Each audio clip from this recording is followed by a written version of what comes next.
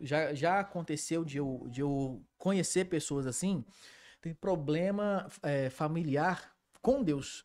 Com Deus não, perdão. Com o pai, Ah, né? aham. E por isso tem aquela questão com Deus Pai.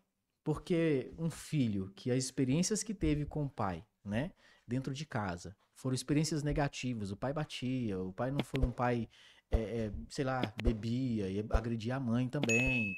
E aí, quando chega na igreja, descobre que a igreja cristã, ela entende Deus como uma trindade, onde possui o Deus Pai. E aí fica aquela questão. O que eu devo fazer? Como é que deve ser o meu relacionamento com Deus, esse Deus Pai? Porque você fica de boa ali com o Espírito Santo. Tem que consolar, né? Veio convencer do pecado, X do juízo. Você não tem uma ideia anterior a esse tipo de relacionamento. Com o Salvador, que vem para te libertar, vem para te alcançar, vem para, né, te perdoar. Tudo bem, até aí também. Alguém que te ajuda morreu por você. Mas quando chega no Deus Pai, por causa do termo Pai, a pessoa cria algumas barreiras, né? Pô, meu pai era assim, será que Deus Pai também é? E não é, né? Não. Como é que a gente ajuda essa pessoa a romper com essa barreira que ela vai ter com Deus Pai?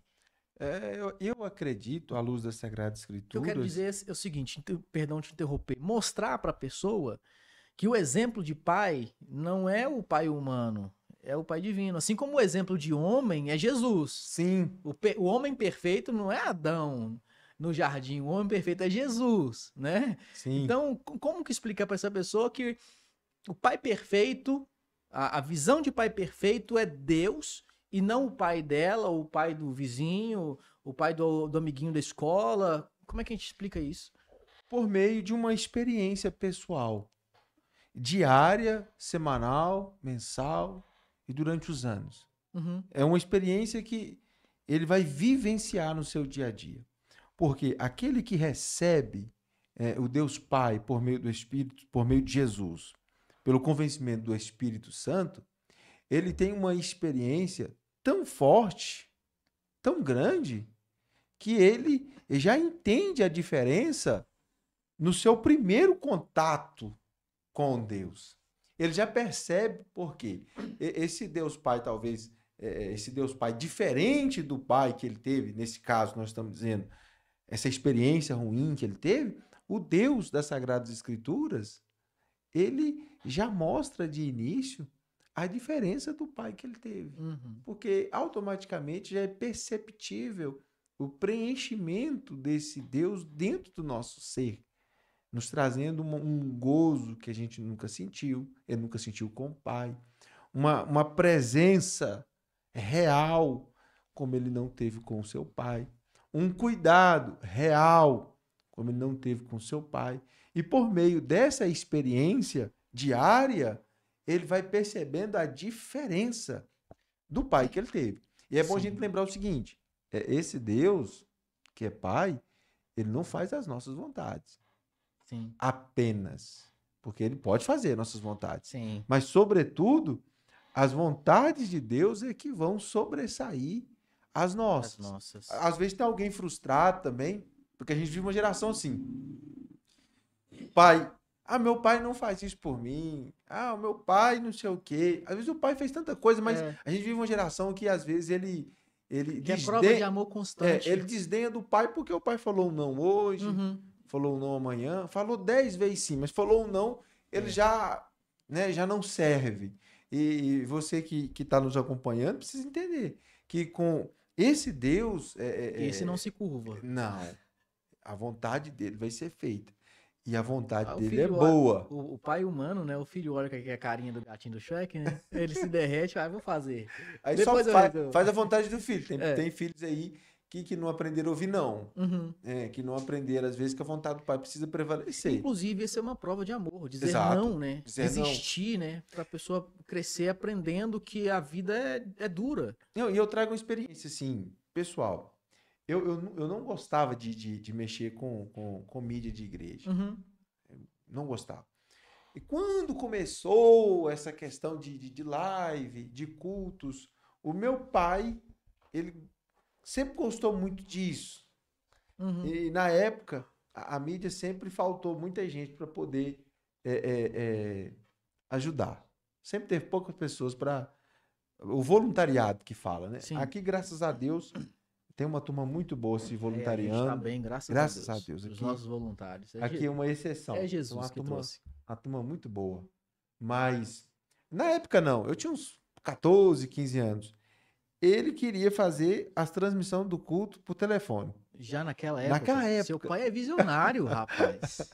Com Que telefone, isso? que tinha, Aham. já começou, pôs um Wi-Fi e tal. E quem que ia fazer? Não tinha. Eu Era tinha tu. muita vergonha. Mas ele disse, não, você vai fazer. E eu falava que não, você vai. E eu passei a fazer. Em obediência ao meu pai. Uhum. Eu não tive que obedecer. Eu tinha uma opção, mas eu optei por obedecer. E assim, isso passou a fazer parte de mim. Eu gostei de mexer com mídia, gostei de mexer com essa questão de foto, de culto transmitido. Uhum. E a importância da gente ser obediente aos nossos pais tá aí. Sim.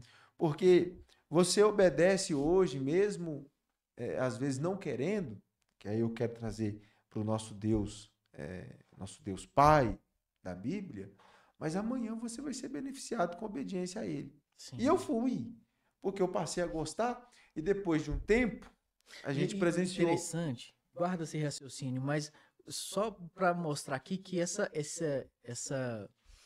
questão que você falou que você vai ser recompensado pela obediência, não necessariamente será uma recompensa de algum presente. Não. Mas só de você não sofrer a consequência da desobediência já é uma boa recompensa por obedecer, Com toda certeza. né? Sim. É aquela questão. A via permite quanto? 60 por hora. Se você vai a 120 e bate o carro, você tem a consequência. Tem que consertar o carro, se você não vier a óbito, né? Você tem aquela consequência de arrumar o carro. Agora, se você for no limite da via, se você for com cuidado, a recompensa é você conseguir chegar tranquilamente. Não precisa necessariamente ser recompensado porque você andou no jeito certo. Sim. É o mínimo fazer a Sim. coisa certa, né? Sim. Mas pode continuar, te cortei. Não, Desculpa. não. Mas aí, beleza, passou os anos, a gente começou a viver aquele período da pandemia. Veio a Covid e tal. Uhum. Naquele período eu estava em Três Marias. Sim. E as igrejas não tinham esse costume, ou boa parte delas não tinham esse costume de transmitir cultos, né, ao vivo e tal. E eu já estava gostando disso, eu sempre gostei. E fui me aprofundar nisso um pouco, conhecer como que fazia uma transmissão e tal. Não é fácil. Não é fácil. Não tinha equipamento nenhum. Começamos com o celular. Uhum. E fomos conhecer os programas de... Tá me oferecendo um suco. Falei que agora não quero, não. E o suco tá muito bom. Presbítero Danilo. Muito obrigado, viu, Presbítero Danilo? Mas como eu estava falando, a partir disso aí, eu criei gosto. Ao ser obediente em uma situação que eu não queria, eu passei a ter gosto. E esse gosto fez com que, de alguma maneira, eu trouxesse benefícios para o reino de Deus. Porque aí eu fui me aventurar nisso, fui aprender um pouco sobre isso, e eu lembro que eu aperfeiçoei um pouco mais, não foi tanto, mas um pouco mais, quando surgiu a necessidade de fazer uma gravação de um seminário teológico. Aí foi fazer uma cotação e ficar muito caro. Aí eu já tinha me aprofundado um pouco nessa questão de transmissão. Eu falei com o moço, falei assim, não, eu acho que eu consigo fazer essa gravação por meio do que nós temos, que era celular, alguns cabos, Uhum. Um notebook. algumas gambiarra, alguns serviços técnicos, e fizemos. Não ficou excelente, não, mas com o que a gente tinha, ficou excelente. E nós conseguimos fazer essa gravação.